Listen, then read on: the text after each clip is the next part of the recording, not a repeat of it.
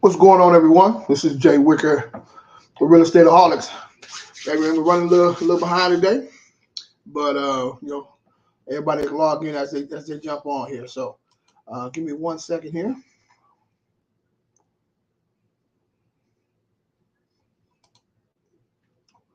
Give everybody a chance to get logged in here. Now, keep in mind, man, we're entrepreneurs, man. So everybody have a lot going on. So sometimes we may start on time, sometimes we may not, man. But just keeping it real. So. Um, I just so happened to be doing a little research on some different things that I got going on, so I was ready to roll. But tonight we're going to be talking about 1031 exchange, how to use it, when to use it. Is it a certain period of time that you can use it? Can you use a 1031 exchange for your personal residence? Does it have to be an investment property? We're going to talk about all these type of things here. The pros and cons of a 1031 exchange. We're going to talk about that as well. So I would advise you guys to get your pen and paper ready. Um, ask us any question that you may have about 1031 exchange as well. And what we know, we'll let you know. And what we don't know, we're gonna be honest with you, tell you we don't know. Right? We can look these things up. So just a quick disclaimer. Um, we are not attorneys. We don't claim to be. We don't play one on TV or the internet. So this information we're about to dispense is for entertainment purposes only. So I hope you guys understand that. Just because of what we're talking about, don't invest your money into a 1031 exchange, especially if you don't know about it. It's important to do that. It's important to know exactly about whatever you're investing in. What's up? What's up, Cody? How you doing today? Hey, buddy, how are you? Man, I'm doing great, man. I Coming in apologize hot. about that. What'd you say? Coming in hot. It's all good. It's all good, man. I just let everybody know what we're gonna kind of talk about today. Everybody else should be kind of rolling in here in a few minutes as well. So how's it going up there? How's it going up there in the West Coast? We're still up in the Northwest here. We're still Northwest. experiencing winter. I mean, Oh, it's cold, and wow. I'm ready for some warm escape to Texas or someplace where it's warm. Yeah, it's been 80 degrees and stuff up here, man. It's been. I'd love to see an 80-degree day. I had a sweater on today, and guy walked up to me. He said, "Why you got this sweater on, man?" I'm trying to lose weight. I'm trying to sweat. Uh-huh. He's like, "You making me hot, brother. Walk around with that sweater." I had to come out. I had to come out of it, man. So, but yeah, I've definitely been trying to hit the gym and doing a little walking and all that stuff, man. Trying to lose a little weight. It's tough, I, though. I, I tell you. I've lost. I was counting it up. I've lost about 40 pounds myself, What and what you doing? the main thing I've done is just intermittent fasting. That's what I'm doing now. That's what I'm Yeah, doing and now. and then and portion control, so I don't overeat. And so I've got to the point where, when I have a plate of food in front of me, it's almost like too much. And so Mm. so that's been very, very helpful for me. So So are you eating like what, like 16 and 8, or how you do your intermittent fasting? I think, let's see, I don't know the numbers. I stop eating at about 6:30. I don't need to eat after 6:30 in the evening, and then I usually don't have anything until like 10 o'clock the following morning. So I Okay, mean, okay. that takes math, and I'd have to find my calculator. So so Absolutely. Wow. Well, I'm just starting up. Been starting now about 2 weeks now, man. I feel a yeah, lot better. I feel a lot yeah, better. Before good. I kind of fell off the You gold. always look good, so I appreciate it. You too, man. I picked up me something today, man. I felt guilty about doing it. So normally I don't feel guilty. So at least it's working. Yeah, So yeah, awesome. but yeah, man, we'll jump right into this thing. So again, everybody that's tuning in here, welcome to the Real Estateaholics. And so we'll start this thing off, man. Cody, tell us what you do, where you calling in from, all that good stuff. All right. Hey, thank you very much, Jay. Yeah, my name is Cody Cox. I am a fund manager with a company called Bridge City Factors. We manage note funds. And so my area of expertise, if you will, is on the promissory notes secured by residential real estate. So my goal is not so much to own the real estate, although I do have to on occasion, but my goal is to own the paper that secures the real estate. And therefore, I do not have to worry about toilets, tenants, or termites at all. The people I deal with, the consumers I deal with, are the owners of the property, and when they make their mortgage payment, that comes to me. And so that's the side that I prefer to be on. I've got just over 40 years in the mortgage industry, and I kind of feel I'm uniquely positioned to succeed in the mortgage note industry. So love it, man. Now, Cody, how long have you been doing that now? I've been investing in notes for my own portfolio since about 2014, I think it is. So, okay, 2014. So what okay. is that? It's about 9 years now. But I've been involved in the industry since 1982, and so it's instead of doing it for other people's portfolio, I'm now doing it for my own. Gotcha. But yeah. I mean, everybody who's looking to get into real estate, man, there's a lot of different ways that you can go in real estate, right? So like Cody said, he don't like to be dealing with toilets and light bulbs and all that stuff, man. He just want to put his money and let his money work for him, basically. Exactly. That's what you do, man. Being that eye in that quadrant. That's the key to this whole deal. So definitely, man. So you guys know I'm Jay Wicker. I am a wholesaler for residential and commercial. Preferably commercial multifamily units. That's kind of where my expertise are at right now. So I'm probably doing about 95% of everything I'm doing is dealing with commercial right now. So if you got a deal, no matter what city or state is in, it's a commercial deal. You got to smoke a deal. That's the key thing. Or if you try to figure out how to, if you have a great deal or not, definitely reach out to me. We kind of go over that thing and see what we can do. I've been doing a commercial thing now, probably full time now, about almost since January now. But my first deal, it was 4 deals in one. It was 3 small houses and a corner store. So my very first deal was a commercial deal. It was a little corner store or whatever the case is. So now I'm back to it full time, man. So I'm looking forward to closing some of these deals and acquiring some of these deals now. That's my goal. So. Yeah, and you get in that position now, like Cody is eventually. Sit back and take it easy. So today, I mean, dealing with real estate that we're dealing with, that a lot of people are dealing with, man. There's a tool out there. If, a lot of you guys may be familiar with or heard of it or whatever the case is, and that's 1031 exchange. So what I did, I pulled it up, man. Where's it at? What I do? So I wanted to know, what is a 1031 exchange?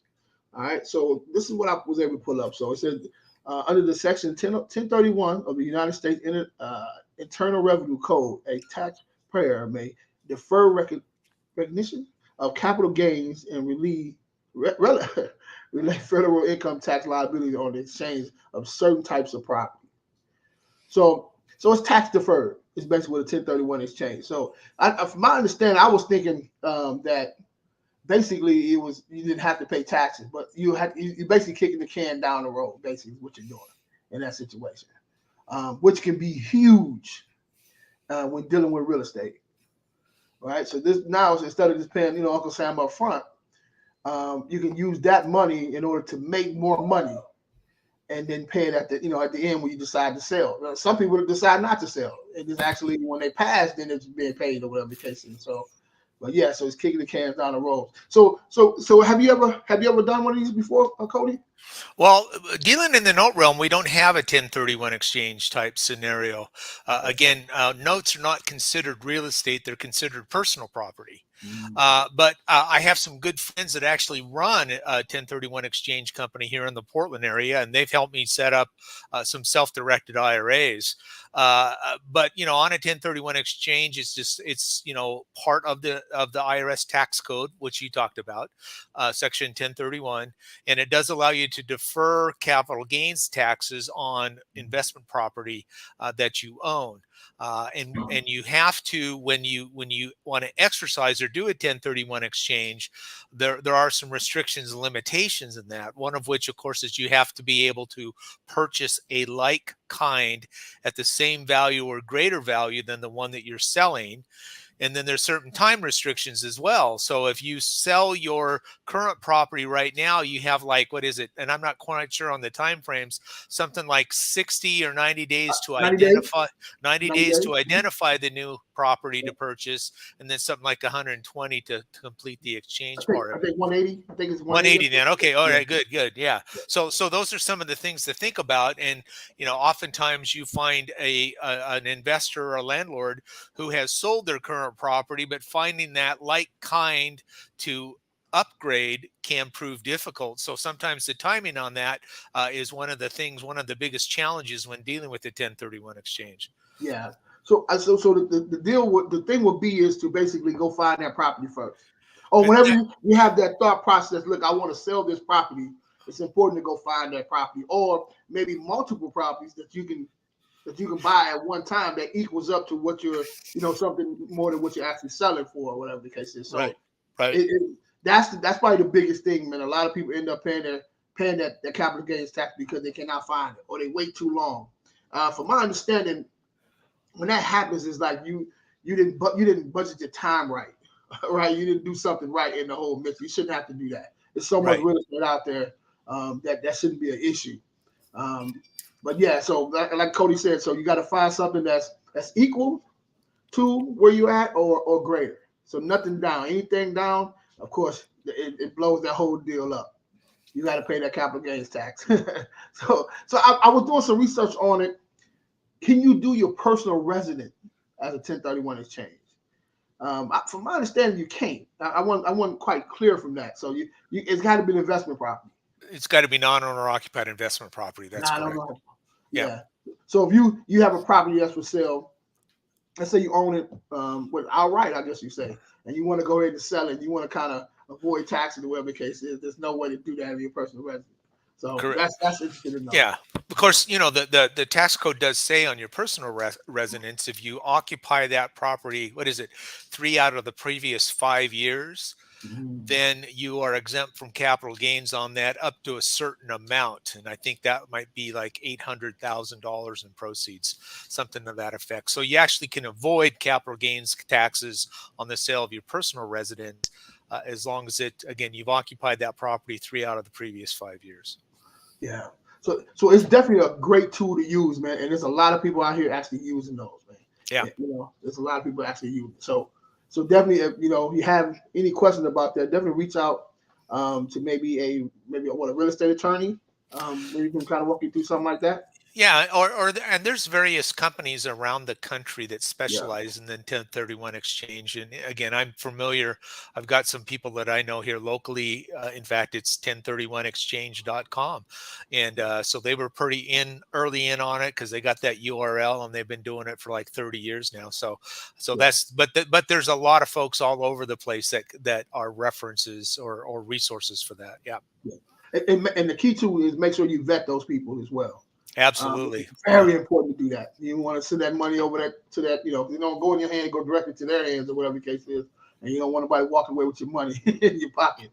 So make sure you vet those people and do it again, check references and all that good stuff, man. And even there, you need to watch them. Yep. You still need to watch them. So what's some causes, man, that can make a 1031 exchange fail? I know we talked about not acquiring a property or finding a property in time. What are some other things, man, that can fail a failure of a 1031 exchange? Well, I think you've kind of alluded to two of them. One is that when you sell your property and you deposit those proceeds into an exchange company, that the exchange company doesn't operate correctly, or they somehow decide that your money is more important to them than it is to you, and so that's something, like you said, you've got to make sure you're vetting that exchange company and the people who manage that and own that to make sure that they have the reputation and that they know what they're doing. The second thing we also kind of alluded to is the available property to exchange that money into. Again, that's what I see, what I'm aware of to be the largest concern is that I may be able to sell my property, but I can't find one to exchange it into. And as you guys that are looking for residential real estate that want to become a landlord, know that finding a property that fits your criteria is hard enough as it is. Yeah. And then when you have a time frame that's placed on it because of the 90, 180 day kind of stuff, that only compounds the issue. And then you start getting a little nervous, and because I've got to move this money, I've got to identify something, I've got 15 days left to go, and I don't see anything out on the market there. So those are some of the kind of concerns that happen. I mean, another thing could be is that if, let's say, the net proceeds that came out of your sale is about $100,000, and then you're ready to exchange that into another property, and you have to go for financing. For whatever reason, the financing that you're seeking on the new property doesn't come through for you. You're no longer qualified. You've had some sort of credit event that affects your credit. So, there's a couple little things like that are pretty common that could bounce up as you're trying to do that exchange. Yeah, that is so true. That's so, things happen, man. They do, yeah. Yeah, things happen. I mean, like I said, it's nothing worse, man.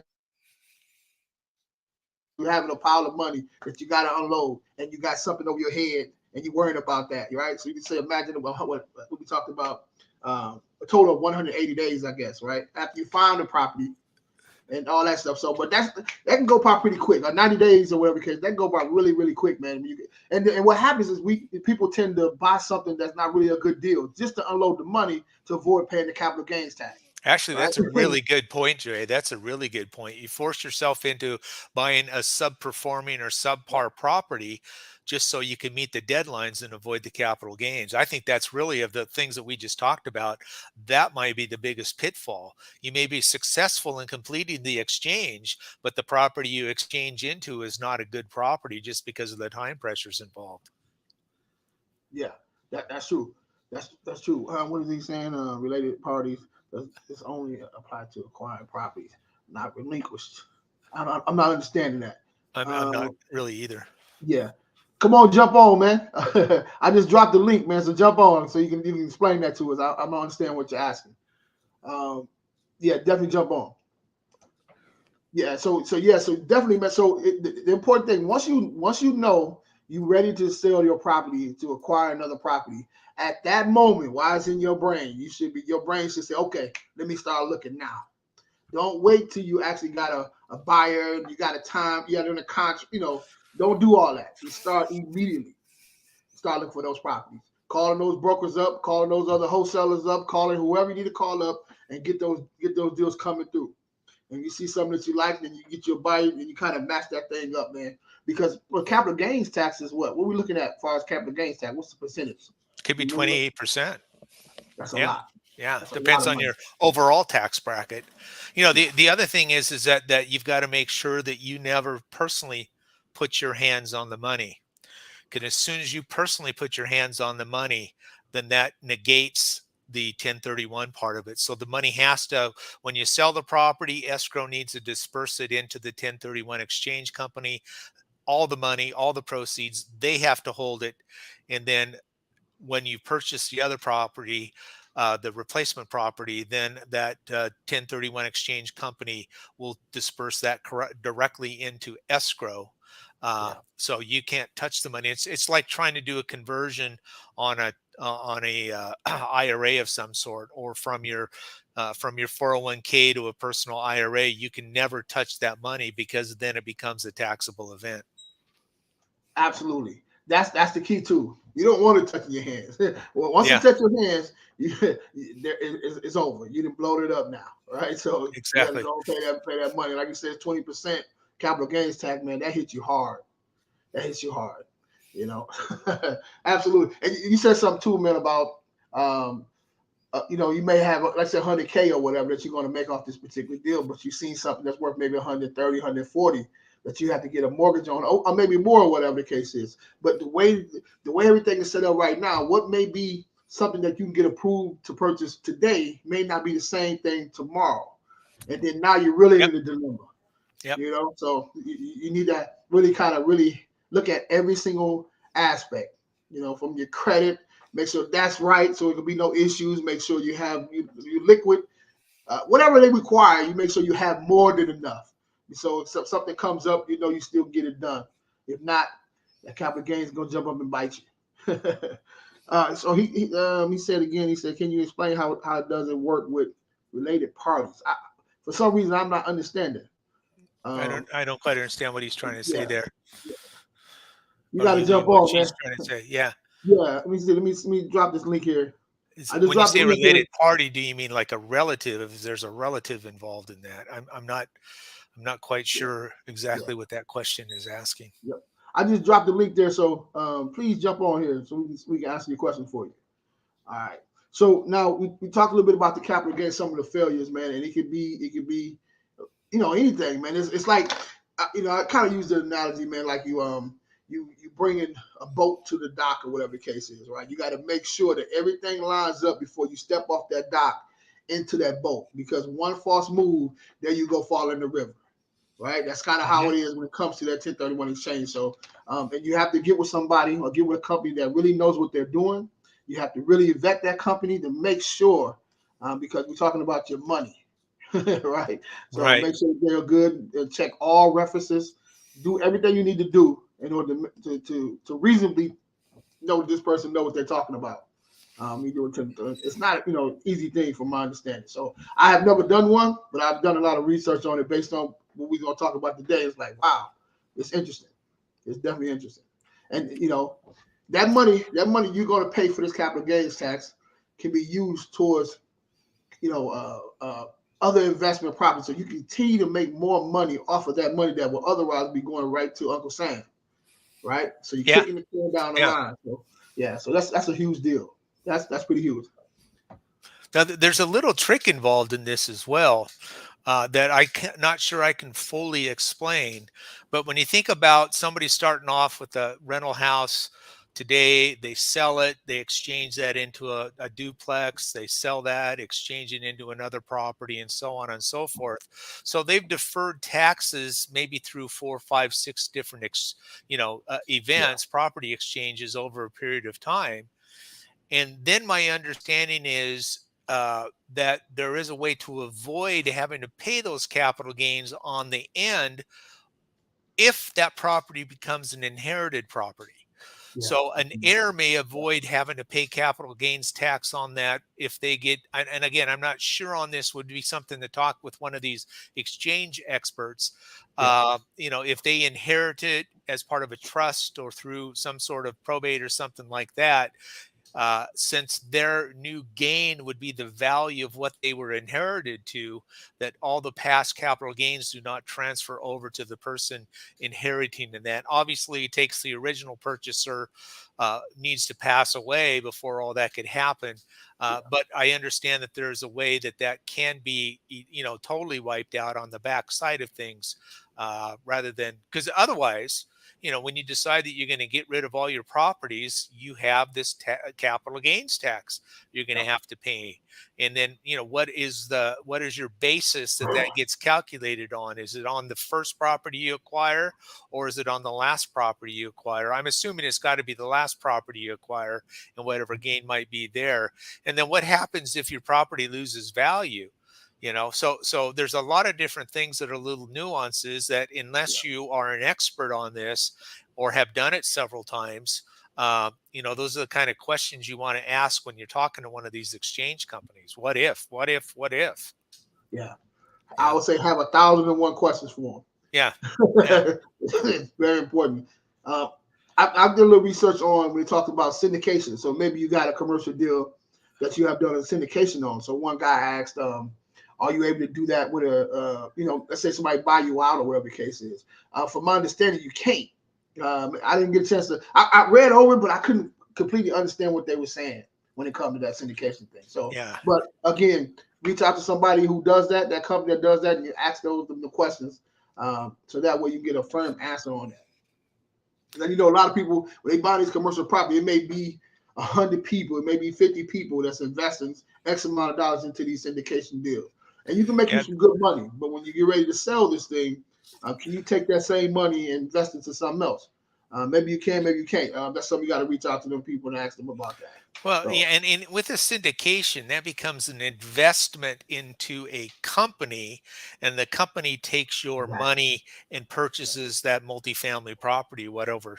So my thought process as I think about this is with the other requirement that if you're going to do a 1031 exchange, the proceeds from the original house that you're selling needs to be in a like kind or greater piece of property, and so investing that money into a syndication would not be a like kind property. Yeah, And so I yeah, would think that that doesn't work to invest 1031 exchange capital into a syndication. I I know because I get the question from time to time, can I take my 1031 exchange proceeds and invest that in mortgage notes? And no, you can't, because those are not like kind assets. mm, that's a good point.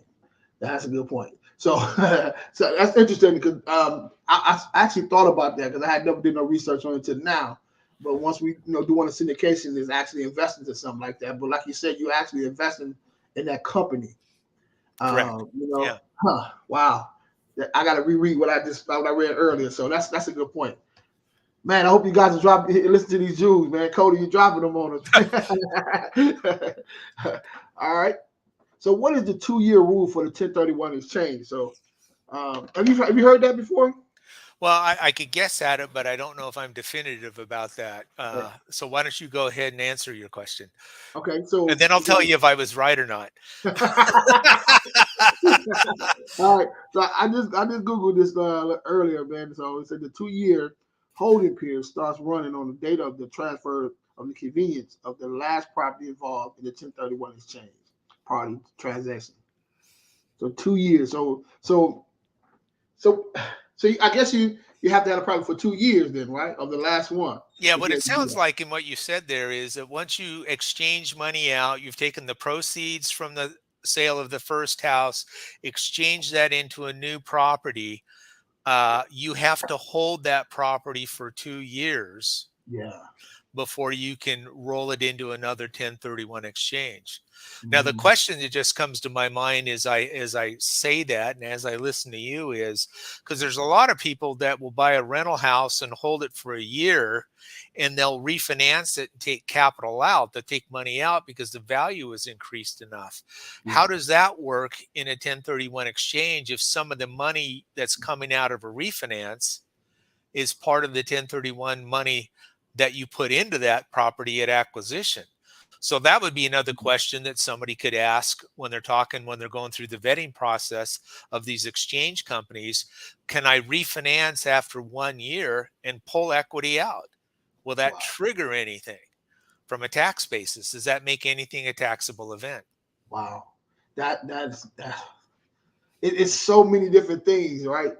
When it comes to this, because I've seen when I looked it up, right, they were saying a lot of people are trying to do 1031 exchange, but it's not as easy as you think. Some people said it is easy, so it's like it's a lot of different things to it. My advice would be do your due diligence on it. Write down as many questions that you may have or whatever, and sit down with somebody who can actually walk you through. Maybe a couple of people, Yeah, exactly. right? Sit Exactly. down Yeah. with a couple of people and to make sure that you understand what you're doing before you even try to do this, because this is a lot of money you're talking about here when Yeah. you do a 1031 exchange, man. So any money you put towards something like that, you got to know what you're doing. Yeah, You got and the 1031 exchange is really a tax. It's a taxable IRS kind of thing. yeah, It's not really a real estate kind of thing, although real estate is involved. So the people that you want to ask the questions to may not be real estate attorneys, they may be tax attorneys. that's And so true. I think that's the That's that's the true. separation to make sure you're asking the right people these questions. Yeah, I agree, man. Great, that's great information there. All right, let's go to this next one. So how risky is this 1031 exchange? How risky is it? Well, I think, like you said just a few minutes ago, a lot of people feel that it's pretty easy, and a lot of people say it's kind of can be complicated. I think if it's just the vanilla, you're selling one property and buying another one, and there's no quirks to it, It's probably a pretty simple thing to do as long as you have all the proper parties involved in it. But when you have to get a Yeah. little creative, you know, that's because you're dealing with IRS tax law. If you have to get, or you plan on getting a little creative with that, then there could be some complications, some risk. I mean, the big risk is that the IRS deems that this is not a properly executed exchange, and they declare the proceeds taxable. That's a big risk to me if something goes sideways and you don't follow all the rules. And you definitely want to get on the wrong side of the IRS. Yeah, That's for sure. yeah. You And then definitely, the another risk I think is basically a change in tax law. There has been some conversations in Congress and at the at the presidential administration as they've been looking at some of the tax laws. One of the things they were trying to do here, early on in this administration's tenure, is they were trying to change the yeah, 1031 exchange yep, law and take yep, it away, as yep. well as do some tinkering with the IRA regulations. And so that's a risk as well. Is that if there is some success in changing the tax laws around a 1031 exchange, and then there's some risk involved there. Yeah, that was one of the things I was gonna bring up as well, man. Yeah, you can see that, man. It seemed to me when you see people they get to messing with stuff like that, man. I immediately think that it had to be something good, especially as an investor, right? Right. The last president, was definitely an investor.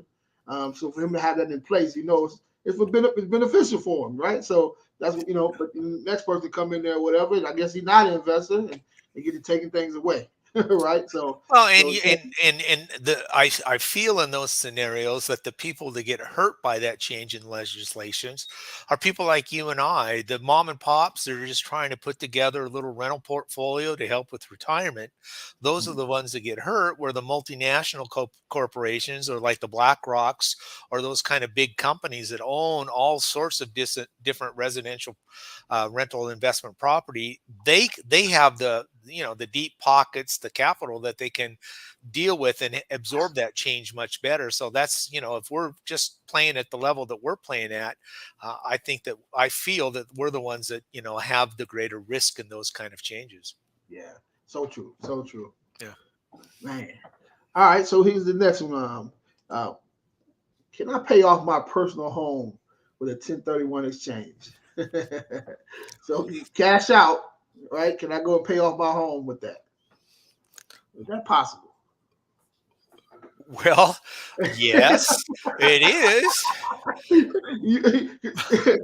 But would you want to do that though? Right? Yeah, So I mean, of course, you're gonna hit with that capital gains tax by doing it, exactly. right? So Yeah, that's 20% off the top. yeah, right. At least. Yeah, you definitely could do it. You definitely could do it, man. But why would you? Why would you? Yeah. Is the question. So yeah, man. So let's do this. Let's do this here. I'm gonna look at this guy named Peter. I think it's Peter Conti. I think his name, or this Peter. I call him Peter. This guy online, man. He breaks down like a 1031 exchange, so that it's really easy to understand. Yeah. Let me click this in real quick here. Let me see here. See if I can do this. Let me see. Let's see where let me know if you can see this. There we go. So this guy kind of really breaks it down, man, step by step. So let's listen to for a few minutes here to see what he's talking about. Still exists today. Let me explain. Can you hear that? Yes. Okay.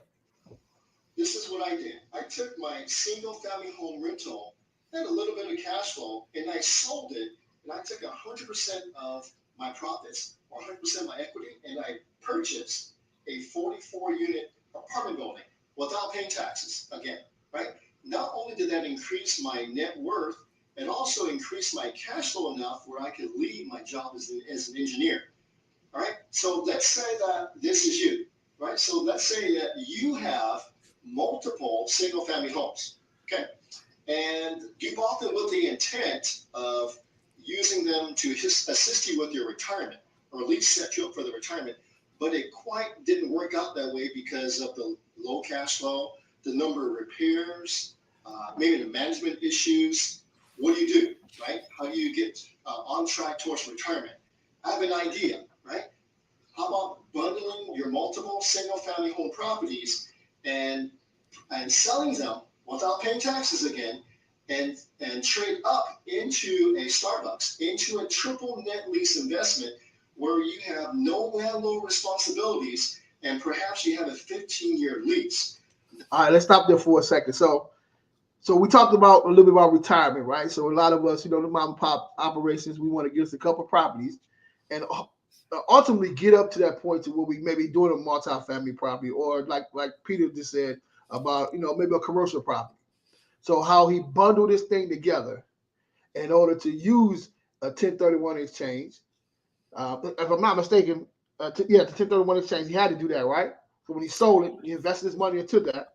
He bought him a triple net lease, which means this lease is basically, the only thing he's doing is getting paid. Is whoever he leasing that from for maybe 5-10 years or whatever the case is, they got to pay everything. If the roof leaks, they got to put a new roof on it. If it needs new plumbing, all he does is collect the check for the next 5, 10, 15 years, or however long that lease is. That's a huge deal when using the 1031 exchange. What do you think about that, Cody? Well, so if I understand what he said correctly, and in looking at the graphic he has there, it appears to me that he didn't buy the Starbucks identified property, but he purchased the lease. Okay. Did I get that correctly? So he bought the lease, therefore he doesn't own the property. So any sort of tax benefits from property ownership he doesn't have, but he does have the cash flow aspect of it all. Which kind of what is your strategy? What is the investor strategy to own the property with the tax benefits of property ownership, or is he looking primarily? Is that investor looking primarily for cash flow because that allows him cash flow as he preps for retirement? So I have some questions to Peter. About for him to go back through that a little bit and clarify: am I purchasing the property and leasing it out, or am I purchasing the lease? Okay. And then all the payments from that are going to him. So when Starbucks makes our monthly lease payment, it comes to him. So I just have a couple questions about what he's saying there. Does that make sense, what I'm asking? Yeah. Let me see if I can get back to it. I messed around and did something. I can't even get back out of this thing, man. What did I just do, man? Let me see. Let me get back to it. Okay. So this is the leverage part. That I explained before. Peter Harris, I am the author of this book, Commercial Real Estate Investing for Dummies. All right. So in today's video, I'm going to show you how to take your rental property and trade it up into a larger commercial property, increasing your net worth, increasing your cash flow without paying taxes. Let's get started. All right, here's the case study. And let me say this again, that did I go too far? 1031 exchange is one of the I'm not sure. I think he's explaining kind of what he had, because in this scenario here, he's got kind of two different case studies he's talking about. Okay. Yeah, he's about to. Okay, I think he's about to answer that question you said too. Yeah. He's gonna tell us exactly how he did it. Bundling your multiple single-family home properties and selling them without paying taxes again, and trade up into a Starbucks, into a triple net lease investment where you have no landlord responsibilities and perhaps you have a 15-year lease. Not only does this increase your net worth, but it also stabilizes your cash flow for the next 15 years. Okay, I think I understand what he's saying there. I think he is talking about actually buying the real estate that Starbucks is the tenant, and being a triple net lease, they're paying the net on that, which is, all the utilities, all the taxes, and all the other stuff it involves in being a triple net tenant. And all he has to do is own the property and receive the lease payment. So that makes sense to me. Thank you for going back and running through that again. Now it does. He's not buying just the lease. He's buying the property that is occupied by and operated through a triple net lease. So that makes sense to me now. So he's selling. So in this case, he has the 4 properties, right? the small Yeah. property. So I guess he Yep. sold us in this situation to buy that triple net lease. And Yeah. he has a tenant there, which is Starbucks, that has a 15 lease on it, Yeah. 15-year lease on it. All he's doing is collecting the payments off this property every single Right. month for the next Right. 15 years. Yeah. So if they break the lease, guess what? They got to still pay him, right? So that's a huge deal. Yeah. By doing that, that's pretty big. That's big. Let's listen a little bit and see what else he has to say in this situation. Yeah. That's what we call a 1031 exchange, and that's what this video is about.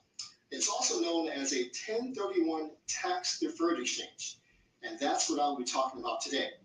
Hello, everyone. My name is Peter Harris. I am the author of this book, Commercial Real Estate Investing for Dummies, also, and trade it up into a larger commercial property, increasing your net worth, increasing your cash flow without paying taxes.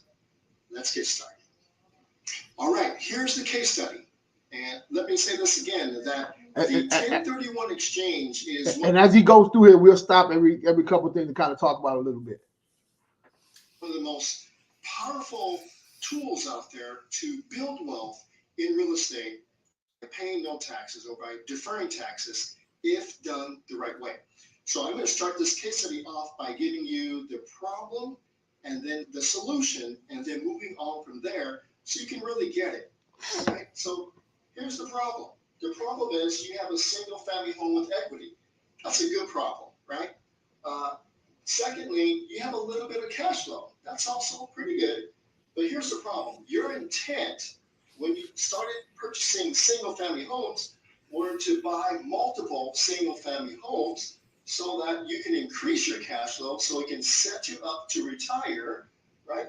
Or leave your job, or perhaps if you were to get downsized at your job, you could still pay the bills with the cash flow from the multiple single family homes, or perhaps you could leave your job, right? Many of you, that's your goal. Or maybe this one, to pay the kids' college tuition when the time comes. But here's the problem, right? Your plan isn't working out the way you planned. So let's stop right there for a second.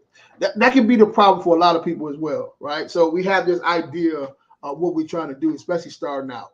We want to acquire these homes. A lot of us, from probably where I'm from, right, we start in these disassembled communities, right? So the properties are not as high, right? They may have, something where I'm from, they have probably $20,000 or $25,000, whatever the case is, right? You're getting 2% on it though, right? on a particular property every single month. But if something breaks down, it really kind of wipes away all your income that you probably gonna make for the whole year, right? So it's not quite working out in the way that you think it should be working out. So in this situation, you just take, if you can combine, you can sell everything as a package deal. Once you fix it up, you get the prices raised up a little bit, and you can find a commercial property that you want to invest in. Preferably something like he's talking about, to where you don't have to go change any, toilet stool breakdown or lights or anything like that. And this way you can really build wealth for your family. Is that the gist? Is that what you kind of got out of there, Cody? Yeah, I actually kind of like his plan, especially because it touches on one of my favorite topics, and that's passive investing and passive income. Because if you're able to purchase into a property that has that triple net lease underneath it, and all you have to do is collect the lease payments, that's just about as close to passive, if not already being passive, as you can get, and still own a piece of property, in this case a commercial one. The obstacle maybe is finding that type of property. That would be the thing. But I like his concept. I think it's pretty sound, and satisfies a lot of the things that I look for, and that's just being as hands off as I can. Yeah. And so his name is Mr. Peter Harris. He works with commercial property investors. He's very good, man. He has tons of videos on YouTube that walks you through how to put together a lot of different commercial properties and stuff like that. So to answer you guys' questions, so Peter Harris, commercial property investors, definitely check him out. He's the truth. All right. Let's see what he says. Yeah, I'm No, go ahead. sorry. No, You know, go ahead. it could be he's using a Starbucks here, but it could be a 7-Eleven. Yeah, It could be a Dunkin' Donuts. It that's could it. be, you know, even in some intent, it could be like a dentist's office or something Yep, like that. So, I that's so mean, true. the range of properties that you could triple net exchange into are Yep, really endless, you it's know? endless. Yeah. But like we talked about that, it's important once you see that you know you want to sell these properties. Let's say in this situation, right? He Right. probably seen that property first. This, you know what? I can sell my properties and acquire this property, right? So that's the thing. So once you know in your mind you're ready to sell your properties, you should already Yeah. start looking for something else Yeah. immediately because you And have the hopefully first there's bid an a window. Yeah, hopefully there's an avenue in here, either through what Mr. Harris does here or what you might have available, Jay, has some sort of checklist to make Yes. sure that I've done this, I've done this, I've Yep. done this, to make sure you walk through that. Or as you're, you know, engaging in one of these exchange companies, even before you decide to sell the property or properties that you have now, is to engage with them, and they probably have a comprehensive checklist to follow. So I think that's a good tip for anybody out there that's kind of considering that, is to make sure that you do get something that you can follow as a template. Absolutely, very important. I think anything you're gonna do in life in general, in business, definitely in business, you need to have a checklist in order to get everything accomplished. Because sometimes we can have it in our mind, and we miss one thing, it knocks everything off. Yep. And it seems like that one little thing is set everything down. So get your checklist and mark it off as you go. So you're absolutely right. If I'm not mistaken, I know he has a tons of stuff at the back of his videos a lot of times that you can just download for free as well. So Peter Harris, man, he's the truth. All right, so let's see what he's talking about for our solution is concerned. So that was the problem. So let's jump into the solution. Is because it's taking too long, right? This is buying single family homes is the long way of achieving the goals, right? So that's the problem. Here's the solution. The solution is based upon the 1031 exchange. The solution is to sell your single family home rentals, all of them, or the ones with the equity, and perform a 1031 exchange or 1031 tax deferred exchange where you pay no taxes and purchase either a triple net lease investment that I explained before, a large apartment building, a shopping center, industrial building, office building, warehouse, mobile home park, self-storage, what have you, right? If you do it correctly, and I will show you in a few minutes how to do this correctly, you can multiply your cash flow and net worth. All right, so that's the problem. Here's the solution. The next thing I want to do is share with you the three main things you need when considering or doing a 1030 exchange. Let's go there next. All right. So as you guys know, when you're dealing with commercial property, so any improvements that you make towards that property, it raises the property value up times the multiple. So when you see that property, you're looking at the potential of that property. If you put $10 in this property, now this property is worth $100 more now, based on the stuff that you do to this property. So you want to make sure it has upside to it. That's all part of the game. Like these apartment complexes, right? So if you drive past apartment complexes and they have these canopies where you can rent them out to be able to park your car up under there. Sometimes they're $100 a month or something like that in Dallas. That's a huge markup. So if the last people who own that property wasn't using that, charging people to park up on this canopy, and you now are using, charging people money, $100, that property is now worth a whole lot more money because you was able to get more money out of it. Maybe you put some vending machines there. Maybe you charge it now for washing clothes or have like a washing tier or whatever the case is. That is extra money that's coming in that the old now is probably worth a whole lot more money. So it's important. The commercial investing is totally different, but man, the money you can make off commercial deals is phenomenal. It's phenomenal. So, but it all started from some residential properties. So we just got to start thinking bigger. So, what you think, Cody? I think that's exactly right. I think that you've got to, like any business, and I've said this on this podcast previously, like any business, it has to be, you've got to treat it like a business, which means you have to have, you have to have a business model, you have to have a strategic model, and you have to have a marketing model. And those are what you follow and stay within the lanes of what those models are. And in your vision of what you want to grow to, this is an exact way to do it. If you're going to acquire, one rental house a year, and then 5 years from now, you've got 5 rental houses, then you can sell all 5 of those to buy a commercial property like he suggests here. And so as long as the equity is there that supports that. So I think, again, as somebody is sitting out there and they're listening, and I don't know how many people are listening to us at this point, but as long as you have made that long-term plan, then I think you can just rotate into this here, and eventually you're not working anymore because your properties are giving you that mailbox money. Absolutely. That's the key to this thing. That's what you're trying to should be trying to acquire. Get to that point to where things are running, not just because of you, but in spite of you, right? So, Yeah. like Cody's doing with his thing. So, let's go over these 3 points here, and then we'll get off of Mr. Peter Conti, Peter Harris as well. Let's see what he talked about. He said he has 3 main things that we should be paying attention to when it comes to 1031 exchange. Let's see what he's talking about. 3 main things you need to know when performing a 1031 exchange. Very important. Right. So the 3 main things are, number 1, you need to know the 1031 exchange basics. The numbers 1031 is code word for an IRS, Internal Revenue Service, tax code. So 1031 exchange is a law and stipulates that you can sell your investment property and trade up into a larger property and defer your capital gains taxes if you follow certain rules. I call those a 1031 exchange basics. So that's number 1. So we'll go over that in a second.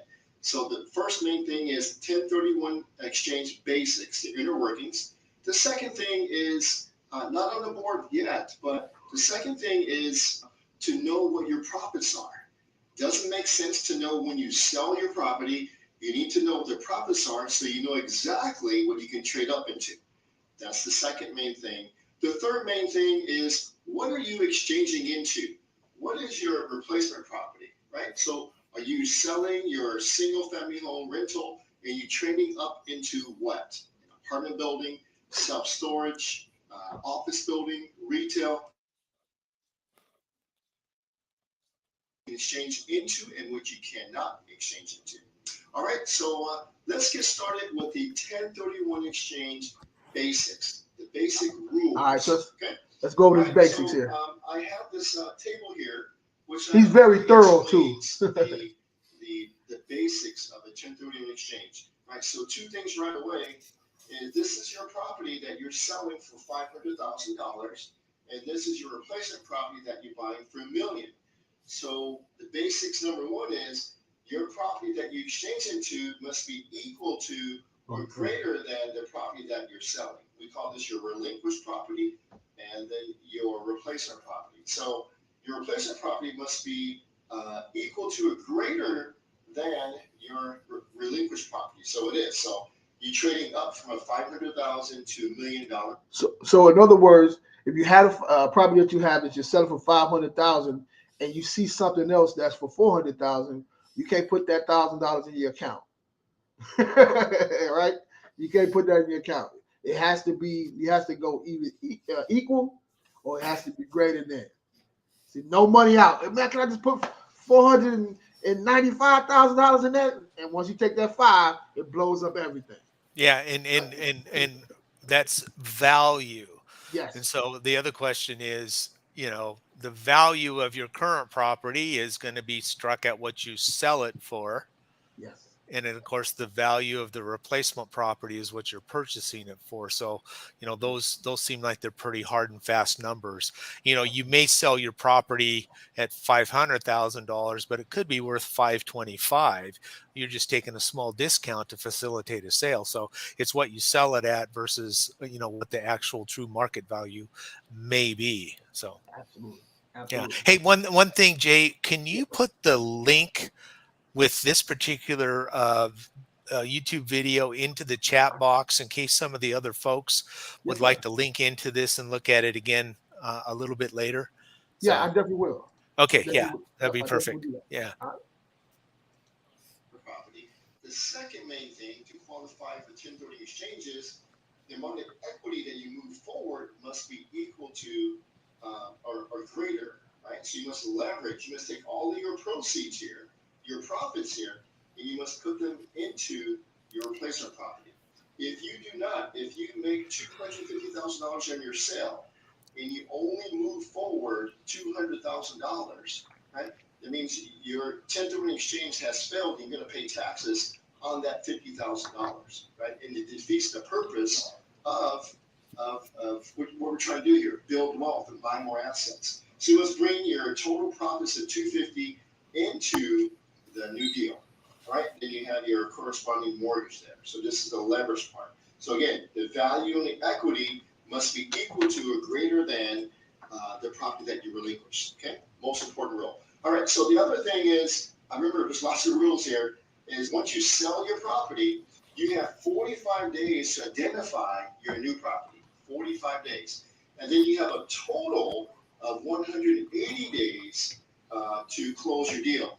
So you have a full, once you sell your property, you have a 45-day period to identify your new property. And then from that day you sold up to 180, meaning additional 135 days to close your deal. So you have 6 months to do everything. Okay. And Okay, so beyond those 6 months, that's significant, right? So if I thought it was 90 days. So it's 45 days. I'm gonna look that up again. So I thought it said 90 days. So it's 45 days. So once you find that property that you want to purchase, you have to turn it into this is the IRS. Well, the IRS will be looking at that, and if you miss Yeah, those time frames, then it becomes a taxable event. Yeah.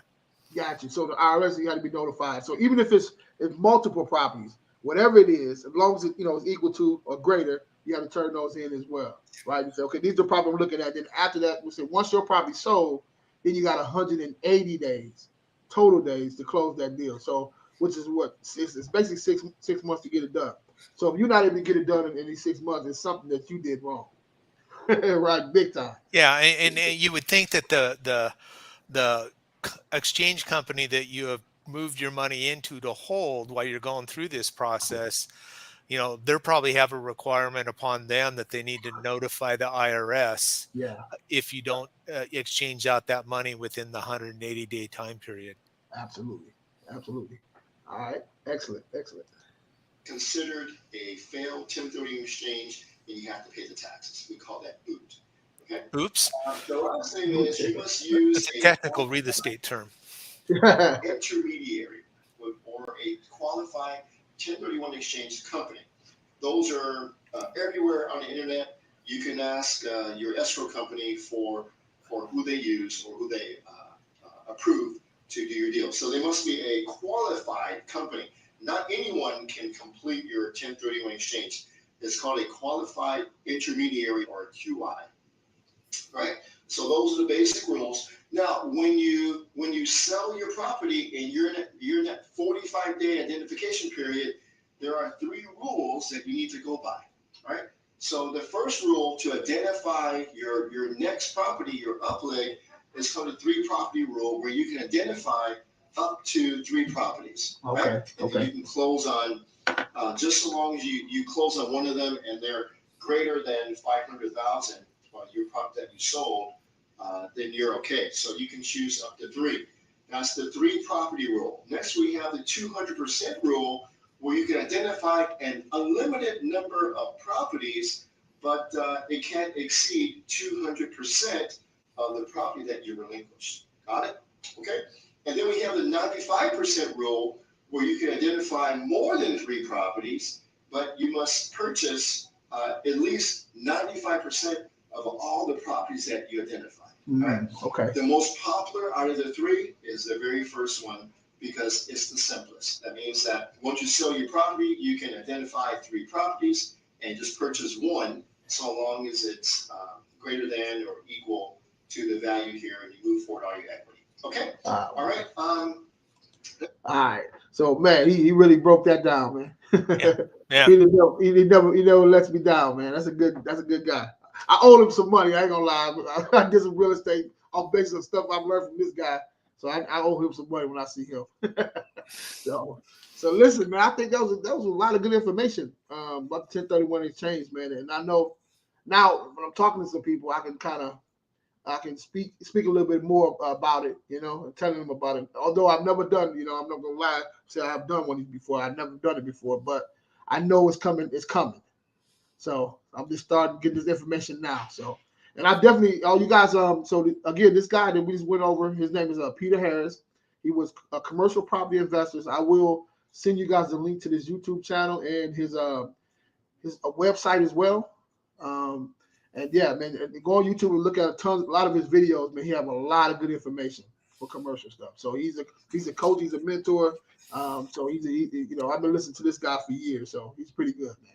So what do you think, Cody? Well, I'm just thinking, obviously, the whole purpose of a 1031 exchange is to defer taxes. Yeah. And so, one of the things that I always try and figure out, how can I do that, from a note perspective or another way. So if you have a rental property and you want to sell it, oftentimes you can carry the paper yourself. You become the bank to whoever that purchaser is, and then you get to collect your proceeds over time rather than a lump sum. So this is a situation on a 1031 exchange, involves you getting the proceeds in one lump sum, taking that one lump sum and exchanging it into a replacement property. If you want to sell that property and carry the paper, then you're only paying taxes on the installments that come up on an annual basis. So that's one way. If you don't have the ability to do a 1031 exchange, or maybe it's a low equity position or whatever, you can sell the property, carry the paper, become the bank, and then that buyer pays you on a monthly installment basis. And so your taxes convert from capital gains on a lump sum to capital gains on that monthly amount times 12, whatever you receive during a year. Yeah. Does that make sense? Yeah, it does. The other way that avoids all this sort of stuff is if you can buy a property using your self-directed IRA, because all the IRA stuff is either if it's a traditional IRA, it's tax deferred, or if it's a Roth IRA, there is no taxes on that. So, I mean, and that's, I kind of like playing with IRAs, and you actually can use your IRA to finance, so you can actually get a loan, what's called a non-recourse loan. Your IRA does the down payment, you get a non-recourse loan for the difference there. And so there's a lot of different ways. And it's like you said earlier in this conversation, Jay, is there are a lot of different ways to do things. Yeah. And so part of what I see you bring into your audience as you do these every other week podcasts is getting people to think there's other things to do. There's other ways to do it. You've got all sorts of choices. And here's what we found. Maybe you can spark some interest and find some things yourself. So that's what I appreciate. And that's why I like to be a part of what you're doing here, is because it gets all of us. I know it gets me motivated when I get off this call here. I mean, boom, I'm looking at something here, because it gets me motivated to maybe I can learn one more thing. So thank you for that. No, man, I appreciate you, man. But in the same, like, I have a crazy mind, man. Like I have my mind wrapped around something. We may be having a conversation, and my mind won't let it go. Yeah. So the podcast forces me to go ahead and dive into it to get some of the answers off of it, because we're going to have to talk about it another week or so. So I need to get it now, right? Right on. Absolutely. Because last week, the week before, we talked about how you can get your 401k rolled into your Roth IRA, right? And I'm like, wow. Think about all these people who have been switching jobs and things of that nature. They may have a 401k over here, one over here, whatever the case is. Now, all you have to just fund that money right to your self-directed IRA and turn around, use some of that money to purchase some properties or whatever the case is, and put that money back into that. And it's so much. It's endless, man. It's a lot going on. It's a lot. I've learned a lot from it, man. Yeah, definitely. I really appreciate it. I don't know what happened to everybody today, man, but they missed a good one today. I see Sean was trying to get in for some reason. He couldn't jump on with us, but this was interesting. I always appreciate being able to be involved in a discussion about stuff I know very little about. So yes, sound like me. Yeah. And I'm honest, man. I've never done one of these before, but I know eventually I'm gonna get to that point to where I'm gonna need to know. So it's gonna happen. So, but listen, man, this was action packed, and man, I'm gonna tell you, I would have one by like that. Yeah, I did. That was fast, man. Yeah. Good stuff, man. Yes, sir. Yes, sir. So tell us how you can be reached, and tell them what you do again, and how you can be reached, and how. Yeah. And thank you for giving me that opportunity. Right now, I'm in the process of bringing another fund to the marketplace.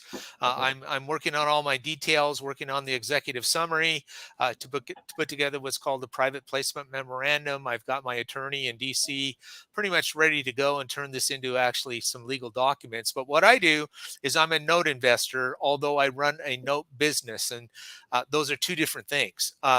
So the note business I run is I am a fund manager. I manage a fund where I have raised capital from various investors and use that capital to purchase promissory notes secured by residential real estate.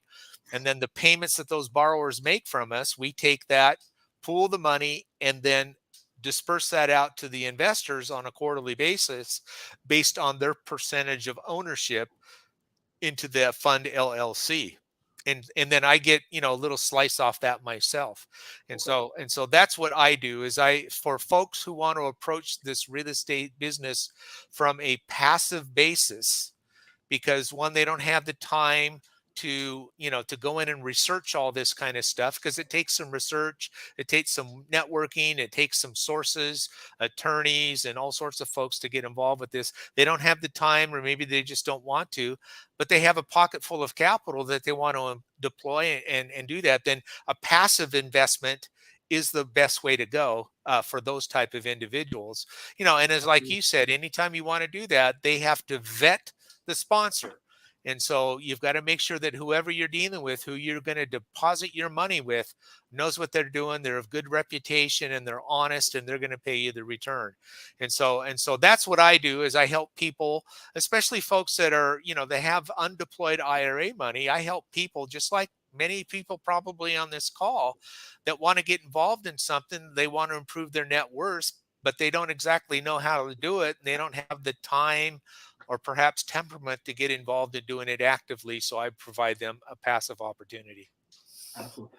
I love that, man. I love that. And I know last time we talked, and I said I'm going to reach out to you. We'll talk a little bit more in depth about that, because I know a lot of, how that network individuals, man. So we can see how we can bring this thing together. Maybe you can shoot me a text when you're available, maybe tomorrow, so we can jump on a quick call and let's talk about that a little bit more. And the other thing, Jay, and I'll just say this publicly, is when we get a little closer to rolling this out, and we're going to do it in what's called the Regulation D 506C, which allows me to, one, market my my fund, and two, only allows me to deal with accredited investors.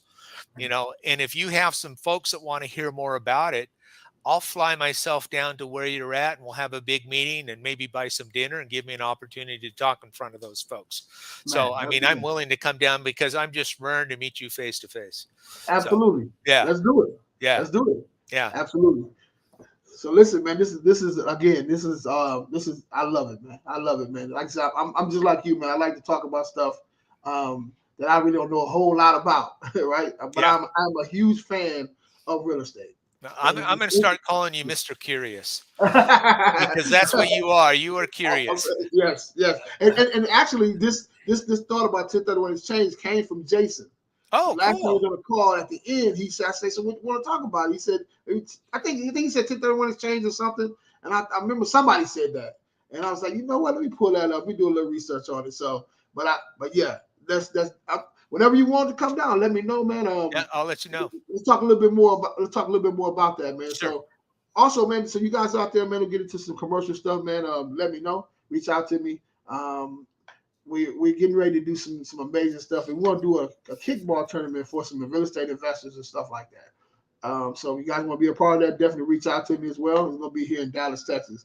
So title companies, real estate, hopefully attorneys as well, real estate agents, loan officers, all that good stuff. So I want to get a group of us together, maybe 4 or 5 teams, 6 teams, or whatever the case is, and go out there and have some fun, man, and rub shoulders with each other, and swap business cards and all that good stuff, and make this the first one this year, and then continue on throughout many years to come. Yeah. Right. So yeah. also we got some different shows that's going to be coming up here on the network as well. Definitely stay tuned for that.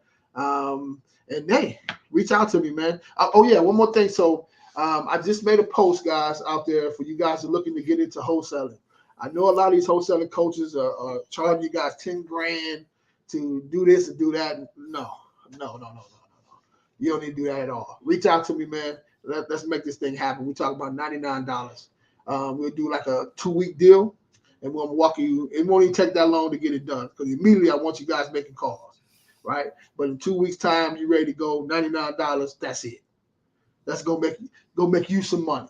That's the key to this whole deal. So again, man. So salute to everybody out there. Jason Sims, man, we miss you today, man. Mr. Sean, we miss you as well, man. Jarrell, definitely miss you guys, man. Lenny, miss you guys as well, and the ladies as well. One of them just hit me up, said she wanted to be able to make it. But we'll get everybody on a call. I supposed to get everybody a call earlier today, man, but it slipped my mind. So, but yeah, next week we'll be ready to rock, man. So if you have something you want to talk about next week, let me know, Cody. We can definitely do that. Yeah, that will be 2 weeks, right? Next 2 weeks. Yeah, 2 weeks. Yeah. 2 weeks. Yeah. Perfect. Salute to you, sir. To you too, my friend. I'll get with you this week. All right. Sounds good, sir. Thank you. You have a great one. Peace. Bye-bye. Mr. Cody's a great guy, man. Mr. Cody's a great guy, man. He jumps on, man. He's ready to rock and roll, man. He's a wealth of knowledge, man. So if you guys want to reach out and be a part of whatever he got going on, do not hesitate to do it, man. So also, man, jump on this Patreon, guys. My Patreon is right here. The Discord, reach out to me, shoot me a text or whatever the case is. Jump on Discord. We're on there talking about real estate. We're talking about business. We're talking about traveling. We're talking about everything under the sun. So you want to be a part of that as well. So the Patreon has like 3 different levels, guys. This type of content right here, it won't be on YouTube for the most part, right? We're doing it right now, but eventually it won't be on YouTube. This will be for the Patreon group. It's $20 a month, where you get stuff like this is behind the scenes, where you see us actually chop it up and put deals together and all that good stuff. How to do a trip on that Nissan from beginning to end. When we get on the call as a group, we getting ready to open up our own title company, right? So we have this thing called the Build a Business, which I stole from Anton Daniels. Salute to you, Anton Daniels. I want to give you your love as well. But it's called Build a Business, Build Your Business, right? And to where we're not doing a brick and mortar. We're doing everything online. So we have a couple of guys that's on there we're going to chop it up, right? So we it's like our 3rd different one that we're doing. We went from what software we're going to use, notary company we're going to use, how we're going to use the documents, like all that good stuff. So we're working our way through this whole thing. We're minding our way up through this whole deal. And so probably the top of next year, probably, or late this year, whatever the case is, we'll roll that thing out. So we'll be able to close deals in all of Texas, kind of all over the United States, right? So it's a title company. So if you guys want to be a part of that, definitely jump on this Patreon, man. So you can see how these things are done, right? Get to sit at the table, guys. All right, this is Jay Wicker. Hey, man, I'm going to see you guys at the title company, man. Let's go win together, guys. Reach out to me. Wholesaling, $99. That's it. Not $10,000, $99. Real estate at Holics.